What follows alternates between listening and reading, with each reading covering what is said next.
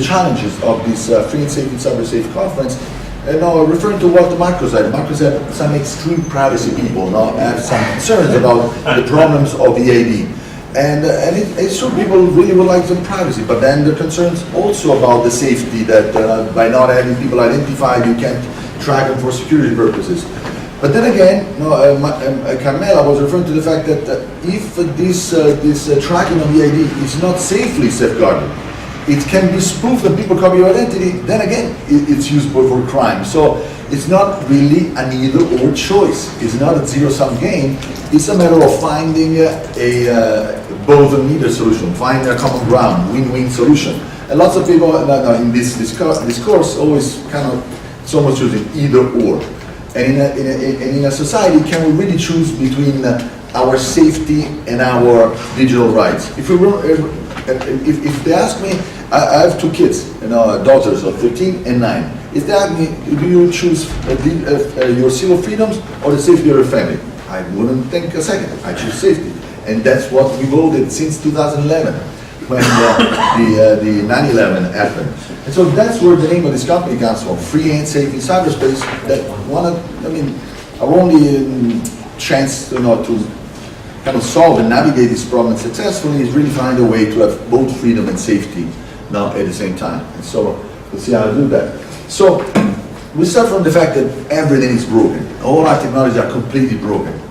And they're not broken, not only your applications are broken, you can't really get a security by installing an app. If you read the newspaper, it seems that you could do that because security agencies lie for a profession. Unless they lied, criminals would not be using these tools and they would not be able to intercept it. So we did pay them to lie. They must lie, otherwise criminals would not be intercepted. But it's not an application. You go all the way down to fabrication. In 2005 already, the US Defense Science Board, which is the highest authority scientifically, even more than Department of Defense on these issues, said trust cannot be added to integrated circuits after fabrication. This means that unless you were there when they make these chips, when they make the equipment of 5G or Huawei just opened these transparency centers all over Europe and one in Switzerland as well, where they welcome their, look at our stuff, you can look at our code, look at our things, and you're supposed to just spending time there to know if that's secure or not. That's still not baloney. I mean, that's still better than nothing, but doesn't give you any meaningful assurance because you have no idea of what the hardware is. There is software which is embedded inside the hardware which is not updatable. Carmela surely knows about this. There's updatable firmware and there's non-updatable firmware which is embedded inside the hardware. It's in there. And so this is known widely in the security industry, military and high assurance, but nobody's even tried. Some people think that you cannot even try. It means you need to own a factory to do that, right? Can't you do it? And so many people kind of quit on really creating meaningful security because they see this problem as whatever I do, there's still going to be some black box. There's still going to be something and someone that I need to trust. But then using the words of the chairman of Huawei last week in Brussels, he said, you should trust us because we have at Huawei what we call the ABC principles of security. A, say nothing. B, believe nobody. C, check everything. But then they forgot to reverse it to themselves. You still have to trust them on this. So the principles are perfect. It seems like an advertisement for trustless computing, but this is one component missing. It's their company and the main party of China.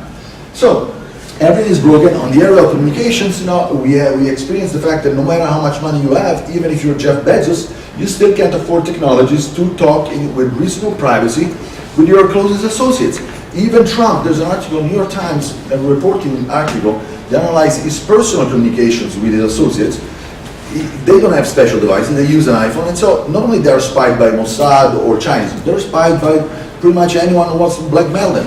And Trump is quite likely a person that probably talk about classified stuff, even when he's on the phone. So this is the world we live in. And why is that? We're just not good enough to create technology which is secure enough.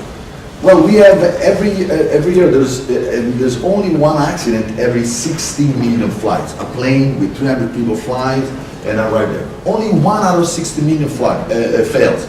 But then in the same year, there's 1.5 billion phones which are made, all of them broken, even by a 14-year-old teenager. It's not an accident. There's something systemically wrong. So I'm kind of going now ahead of myself. Let me go through the slides. So we are not this.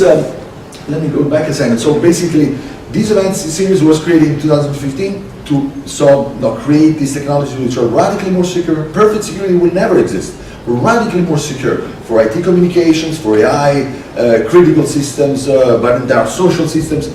And in order to solve this problem, we identified 4 challenges. And for these 5 editions, 6 editions, we always had the same challenges, which is kind of a vision of things that need to be solved in a sequence to arrive to a global benefit. So we'll go through it kind of quickly so we understand the kind of like the rationale. So number 1, we want to see how can we create technology which are radically more secure, not substantially, because if we're starting from a starting point where it's terrible, like a little bit better than terrible, it wouldn't make any difference to me. It wouldn't entice me to buy something. In Silicon Valley, they tell you you should be like 10 times better or 10 times cheaper. Otherwise, don't even come to me asking for money in VCs. And that's the area of technology, especially in security. It's even more so because state of the art is so terrible. You really need a jump or your money. And so, can we do that? How can we do it? And if we do it, should we do it only for the rich and powerful? So we do something that only rich can do it. That wouldn't be good because there's a lot of already an unfair balance of very rich individuals and not rich ones. So that's really not a benefit. We also need to be affordable. And by the way, that's not even a realistic scenario because governments really, when they want to spy the communication of everybody, they especially want to spy the communication of those with a lot of money. Because people with a lot of money could be sending 100 million to ISIS, right? So it's not really an option that you have, the rich guys having more security and the poor one not. So how we do this? And okay, creating this technology. Why do we need a certification body? Why do we need standards for it? Why? Because even if I create something which is extremely secure, I have verification down to the fabrication, the CPU is extremely minimum. I do all the right things. Who says that I did? So who says that I actually did that? I may actually convince you that I'm applying the right principles, but unless there is a certification, there's a social process, a third-party organization which is continuous, that checks all my supply chain experience. But even then, it checks my update. So it's not a certification that can be just once. It needs to be once, but then continuous, because any update that I do to the system could actually fix some holes and introduce new ones, right? So all of it should be a continuous process. So basically, by the fact that up until now, this problem has not been solved, we probably now start to understand that maybe it's not because we weren't good enough, because how can you, Rufo, solve this problem when Apple, with all these bright minds and so on, haven't solved it? It's maybe there are some systemic problems. It's not a matter of technology. It's not a matter of throwing money at it. There are some contradiction problems. There's at root this problem of why things are broken.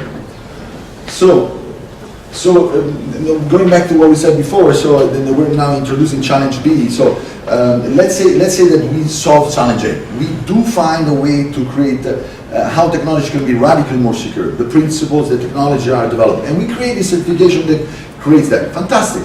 But then it is mathematical that if we create something that prevents nations with due process and authority to hack into these devices, if they have legitimate authority, they will never let you go to market.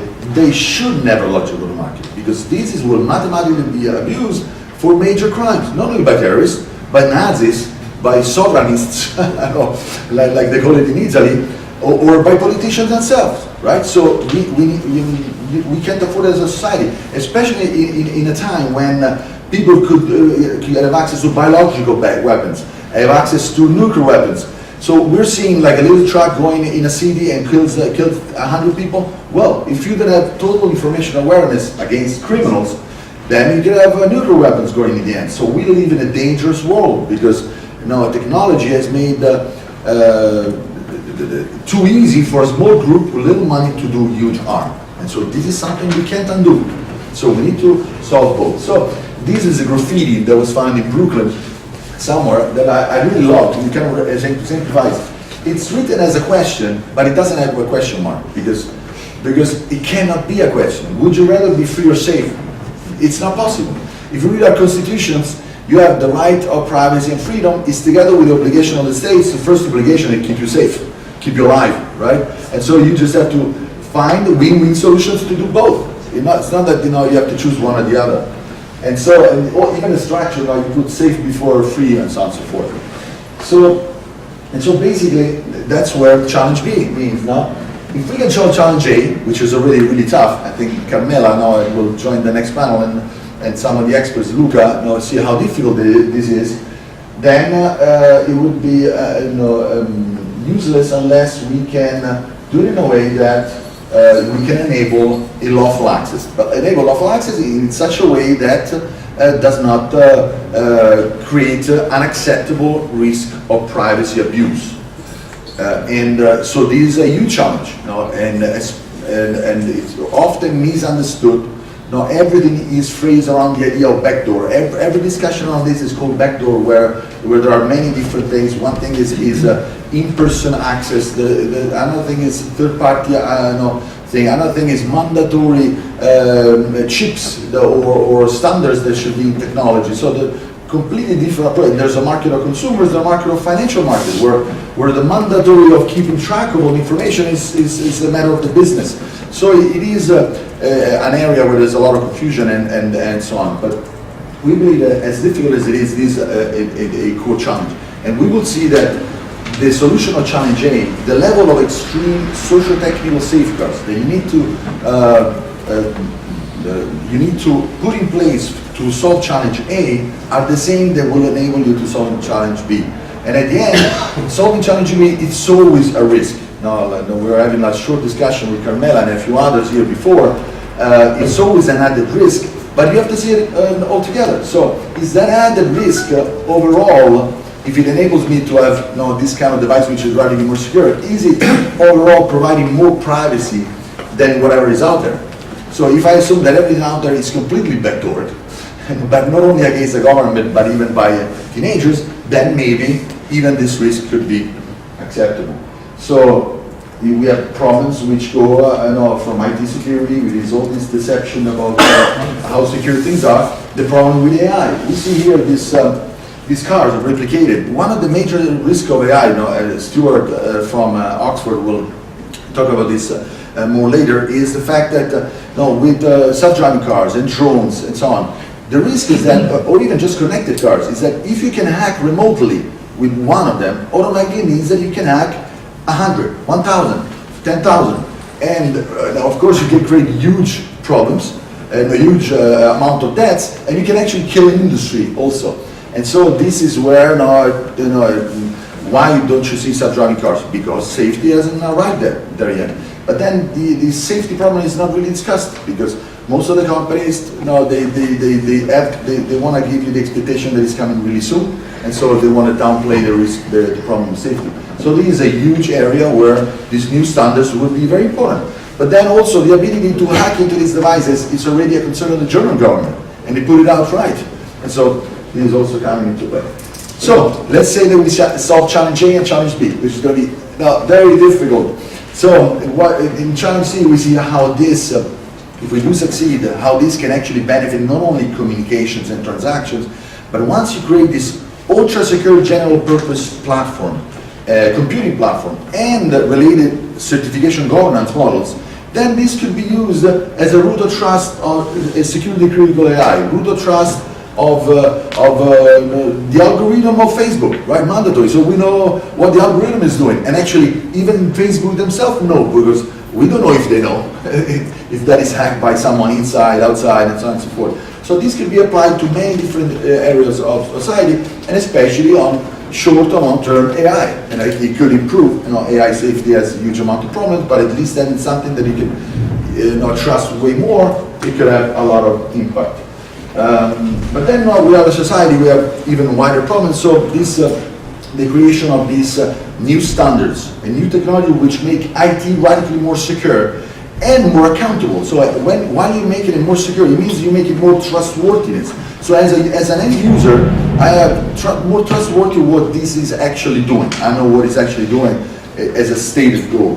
So basically, these standards on Challenge Day, we'll see how these standards can actually possibly be inspired some treaties. Because if as nations you decide, oh, we agreed to do this, we agreed to do that, then you need some kind of way to certify that. And oftentimes you have the security level, which is very difficult. And that comes in cyber attribution, standardization of communication in NATO, diplomacy, having means of communication which can actually really be secure. I mean, there's no diplomat that you will find will ever believe that anything they use is at all secure. They're all spied, and it's a major problem because that's stifle the global community that Marco is talking about, and of course places undue power on those that spy, right? And it becomes a hacker republic. So I think this is it's a good wrap up of the challenges. It was a bit too longer than I expected. So now I want to introduce Challenge A, and I want to introduce the panelists of Challenge. Well, actually, I think it's good.